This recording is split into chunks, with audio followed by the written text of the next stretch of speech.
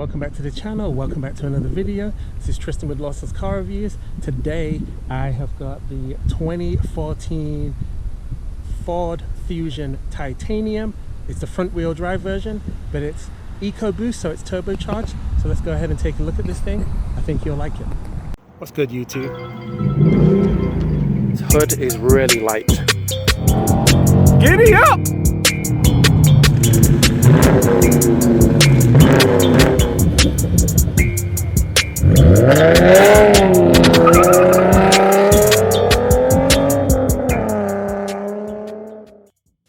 If you haven't already, be sure to subscribe to the channel and hit the like because it helps the channel to grow. On with the video. So this is a 2014 Ford Fusion Titanium. It's got a 4-cylinder turbocharged engine. The regular Ford Fusions are naturally aspirated. So this one, needless to say, is a little bit faster than the other ones are. As you can see, this particular one was originally stickered at $13,995. It's now going for $10,900. It is not in the best shape, but it still drives pretty good. It's more just like cosmetics that you know, lets the car down a little bit. But if you just take a step back, I really like the look of this car. I like the body lines. I like the shape. I like how they've got the exhaust, the shape of them down there, and I quite like this titanium and EcoBoost badge. But the shape of the car, I'm not gonna lie, the overall practicality of it is actually quite good. It looks good in this pearl white with the black tinted windows. You'll see as we get closer that the tint definitely needs to be redone. I always wonder, when you're a professional tinter, how the hell are you not able to do a tint job that is decent where it doesn't start peeling? I've always had good tint jobs.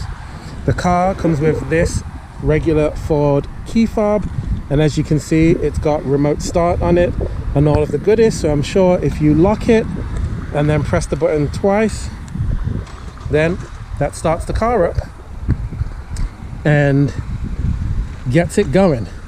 It does have lights in the turn signals there, which is pretty cool. I do like that. And it does have the fog lights down here. I like the style of this grille too.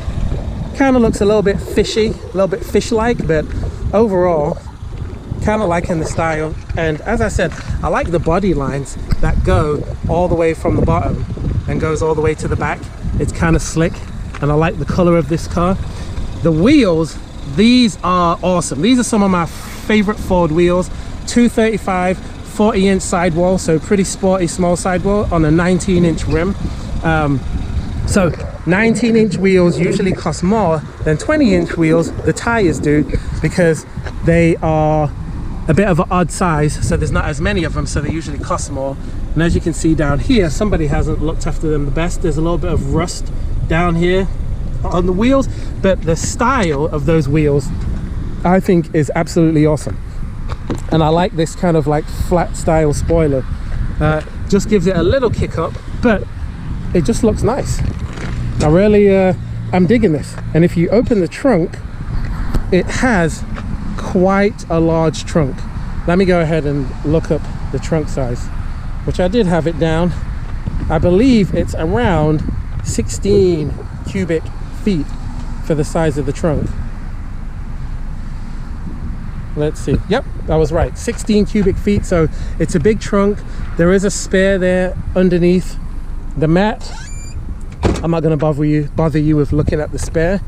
Let's go ahead and pop the engine, the hood, so we can see the engine, and then we'll go ahead and dive into the interior. So I do like the look of this engine as well. EcoBoost. EcoBoost is also what you get in the Ford Mustang, the 4-cylinder version.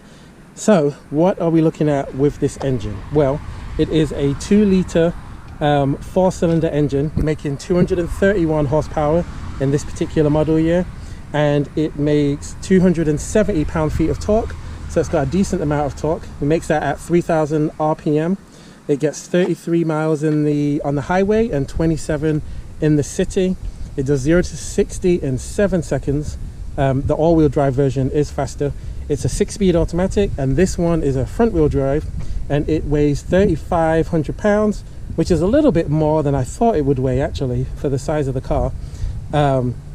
Sometimes in some of these I've seen it say that it does 0 to 60 in 8.2. So someone else can verify that for me, tell me what's true and what's not. And then its quarter mile time, from what I found, was around, where is it? Gosh darn it. Oh, it was, they said it's 14.7 seconds when it comes to the quarter mile. So pretty economical.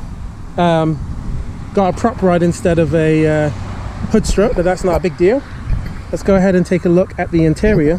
The other good thing about this car as well, guys, is unlike a lot of turbocharged cars, because of the compression, usually needs premium gas, whereas this one, I guess you can't see it very well, but it's easy fuel. But you can actually use regular gas in this particular model instead of premium, which is always good, because if you're trying to save money, then that's a good thing. Doesn't look like there's much leg room right now to sit behind myself, but I honestly have the seat all the way jacked back, and it's actually back quite far, and I can scoot my seat forward, so that's really not a big deal. Does have a nice soft armrest and decent cup holders. This model, look at that, somebody tore up this back shelf. Somebody actually put an amplifier in this car and they just basically tore it up, man. I'm kind of annoyed that it's not in better shape, because this is one I was looking to buy. But it does have a sunroof. You got the nice Fusion plate there, door plate, and you've even got aluminium pedals. We call them aluminum in America, but since I'm English, I'm calling them aluminium. I'm sticking with it. You've got a 12 volt there, electronic parking brake, gloss black around the cup holders, which these are decent size, and they've got these size things here. And then you've got lots of storage here, and you've got the auxiliary ports, plus you've got 2 USBs, plus you've got another 12 volt right there. Big mat pockets.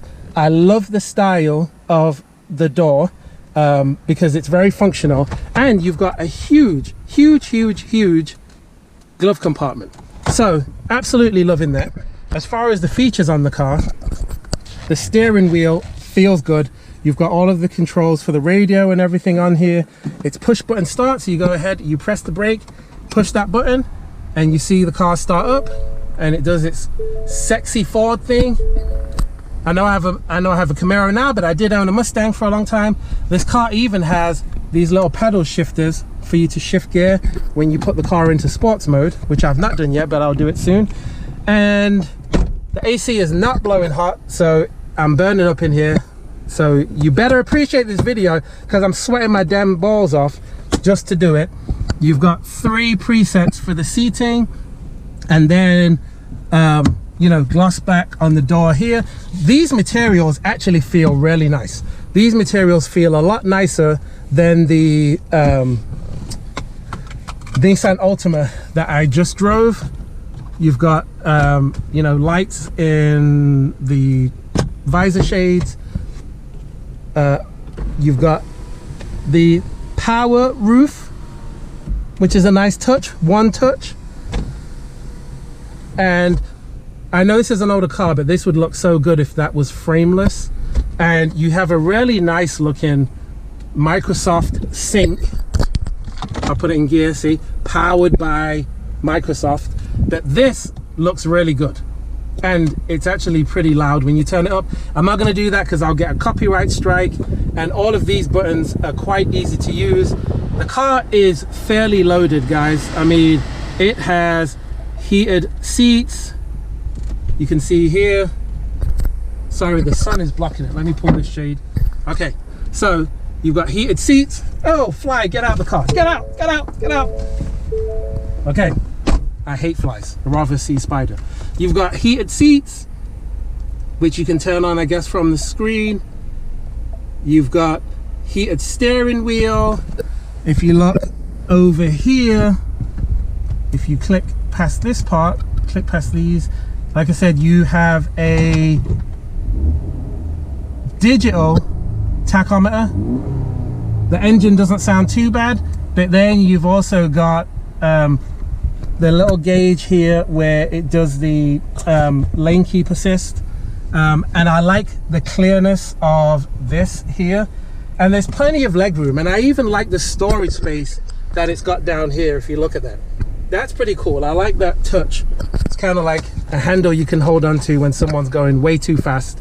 So yeah, I like that. But like I said, the radio, it kind of looks old school, but it's nice and big, and it is touch screen. So for the year, I mean, there's nothing wrong with it. You've got the CD player here, and like I said, you can put it in sport mode and then shift manually, and the seats in the back look good if they weren't ripped.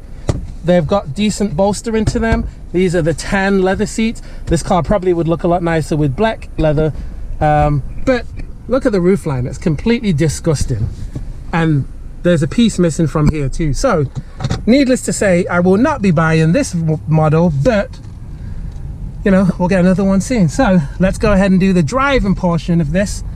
I'm going to put it in sports mode and see how good it is when I give it the beans. Okay, we are now in sports mode, and I'm kind of waiting for these cars to go by. I would say visibility is good, but since the tint is all bubbled up, I can't see crap through the tint. So my first thing to do on this car, if I ever was to get it, or anybody who did get it, for safety reasons, I would pull this tint off, because it might not show on camera, but in real life, it's very difficult to see through it. All right, let's give it some beans right now in sports mode. Here we go. A little bit of wheel spin. Oh yeah. All right. All right. It's not lightning fast. It's not gonna beat my V6 Camaro. It's not super quick by any means. It's not as fast as the Volkswagen CC that I just drove. However, it does feel good. It does feel good. I do like the way that it drives, and I do like the steering in this car. I just like all the features and all the options in it. I think Ford actually did a really good job with this particular car. Guys, I'm sweating my balls off for you in 108 degree weather is what the car says. So go ahead, like the video and subscribe, because I don't sweat for no reason. So go ahead, if you want me to get more videos popping, then you need to like these videos. Okay, on with the video. Let me mention one other thing while I'm sweating my bollocks off, guys. When you use the paddle shifters, I did notice that they are very slow to shift. And this is a 6-speed automatic, but when you hit the pedals, I want to say that there's almost a full second before the car will shift. So it's probably easier to just leave the car in drive and let it shift itself, since the paddle shifters are not really that efficient. I feel like they're more just for looks than anything else. Anyway guys, I'm gonna put my Lawson score up on the screen, bing, right now. Let me know what you think. If you own one of these, please comment, because I'm seriously thinking about getting one, but a version that's a little bit nicer than this. All right, see you in the next video. Peace.